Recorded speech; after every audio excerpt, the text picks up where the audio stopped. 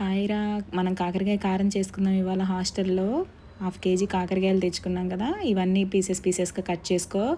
నీట్గా సన్నగా కట్ చేసుకో, బాగుంటుంది టేస్ట్ తర్వాత ఉడికేటప్పటికి.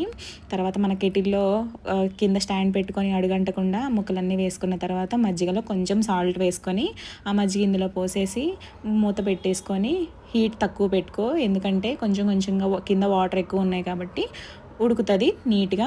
తర్వాత మధ్యలో నేను చూపించినట్టుగా మిక్స్ చేసుకున్న తర్వాత 1 డే సన్ కింద కొంచెం డ్రై అయ్యేలా చూసుకున్న తర్వాత ఇప్పుడు మనం స్టవ్ ఆన్ చేసుకొని కడాయి పెట్టుకున్న తర్వాత అందులోకి సరిపడా ఆయిల్ వేసుకొని, కొంచెం ఆయిల్ తక్కువ వేసుకుంటే బెటర్.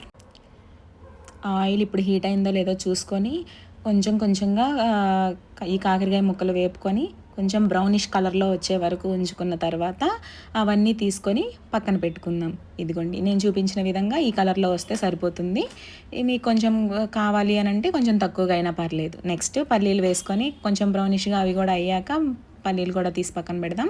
నెక్స్ట్ ఇప్పుడు మనకి తాలింపుకి సంబంధించి తాలింపు గింజలు, ఆనియన్స్ అండ్ కరివేపాకు కూడా వేసుకోండి. బట్ నేను కరివేపాకు నెక్స్ట్ వేసాను. ఆనియన్స్ కొంచెం పొడుగ్గా కట్ చేసుకోండి. ఈలోపు మనం గార్నిష్కి కొత్తిమీర రెడీ చేసుకుందాం. కొత్తిమీర పక్కన పెట్టుకొని ఇప్పుడు మనం రెడీ చేసుకున్నవన్నీ మిక్స్ చేద్దాం.